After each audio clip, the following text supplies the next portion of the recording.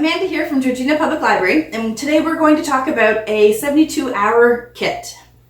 We thought it smart. We've been thinking it's smart to set one of these up for a little while, but in light of all things coronavirus and quarantine, it was a great reminder to get on this task and a really smart thing to do. And so we started putting one together. Now, we just wanted to let you know that we aren't experts. We don't know everything. This is just us going through the internet, going through our online e-resources at the Georgina Public Library, and trying to figure out a way to plan our 72-hour kit as a family. One of the best places to start is actually the Government of Canada website, which actually has the downloadable PDF of the 72-hour emergency guide.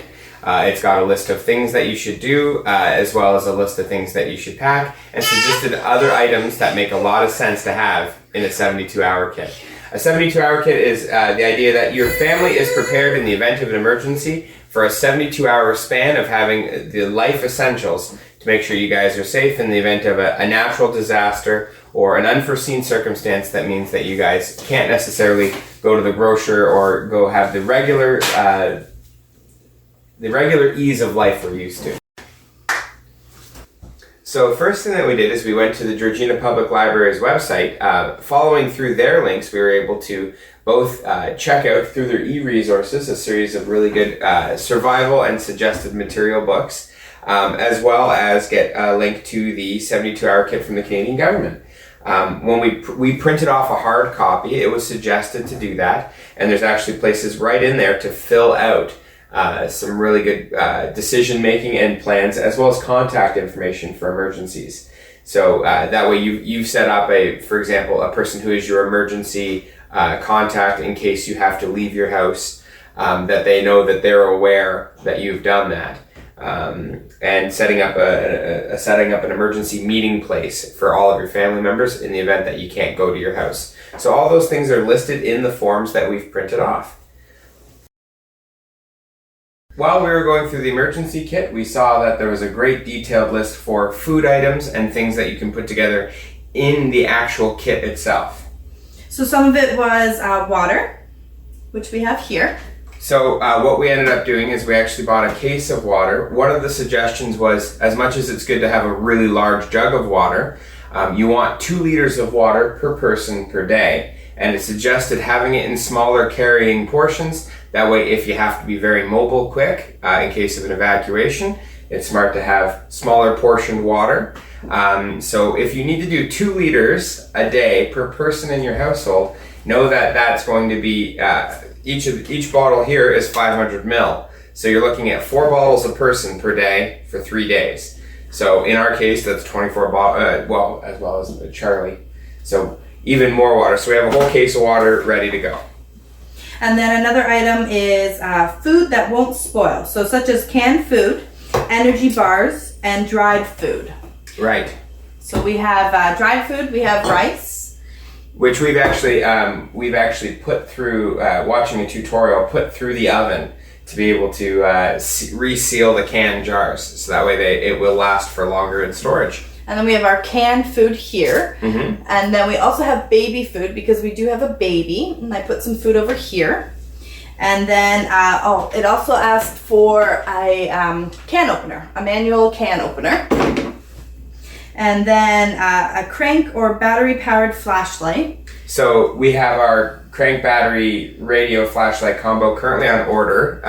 It's a little tricky to go shopping these days, but it is on its way. Yeah. And then it also said a first aid kit. So I have my first aid kit here. Now it's kind of small, so we would add more to it for anything that comes up. So. Things like bandages that you use more of in a first aid kit, we've got to augment. Mm-hmm. And then it says extra keys to your car or to your house. And I have my keys over there.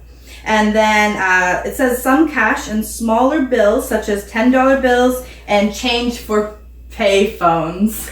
So they might need to update that portion of I haven't seen a payphone in a while, but I haven't either. Yeah, so if you're using a payphone, you might need more than quarters and nickels and dimes. Yeah. Maybe. Yeah, and then it also said a copy of your emergency plan. Ta-da! And then it goes into... there's additional other recommended items.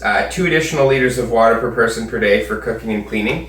What we've got instead, it's not visible, is a water carry container. So if we needed to get additional 2 liters of cooking cleaning water, we have that available to us. And then candles and matches or a lighter, which we have here as well. We've got the lighter hiding right here, and matches are somewhere in here as well.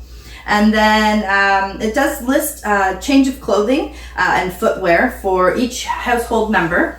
That's in the additional concerns. It's one of those things that really great to have ready to go in case of an evacuation or an emergency. And but it's also to pack heavier clothing. So if it's like colder temperatures, because you can always take off clothing if it's hot.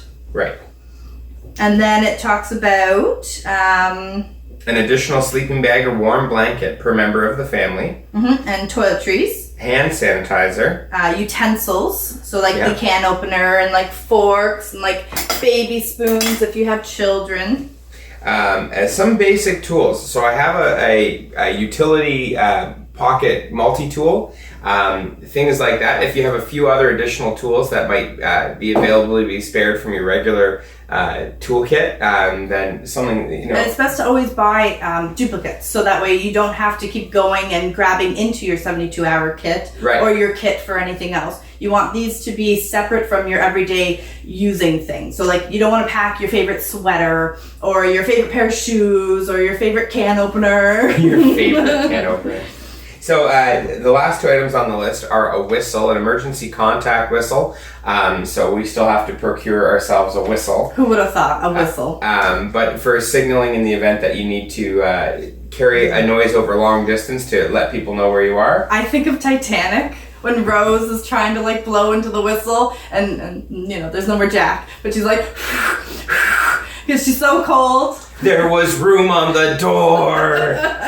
You know. And then lastly, as suggested, is duct tape to tape up windows, doors, air vents, etc. So a roll of handy dandy duct tape is a very good thing to have in this kit. So those are all the items for that. The other part too is they do give you suggestions on an emergency prepared 72-hour kit compact for your car. So we're doing the household version today, but know that you can also read through and do one for your car. Yeah, and then we have backpacks here because you never know what will happen. So for a 72-hour kit, you may have to leave the house. So we have backpacks here for our child, Charlie, so that way we can put some of her stuff in, so she has a backpack. And then we have a big backpack for Joe because he can carry the heavy one. Yeah, that's my job. And then my backpack is somewhere. But you have to have different things for different circumstances.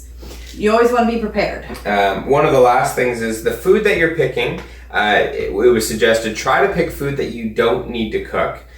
So most of the food that we have here is ready to eat right out of the can. It will taste better to eat it a little bit heated up, but it's not necessary. We have added in a big jar of rice because that really does flesh out the calorie count that you need to hit per day.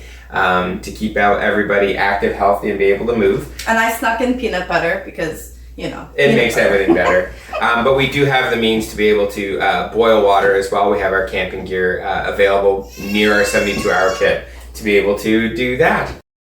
So thank you for watching our video about our 72-hour emergency preparedness kit. If you want more information, you can check out GeorginaLibrary.ca and check out the e-resources, lots of great books, and also the Canadian government website with their forms for 72-hour kits. Thanks for watching. And if you like this video, don't forget to give us a like.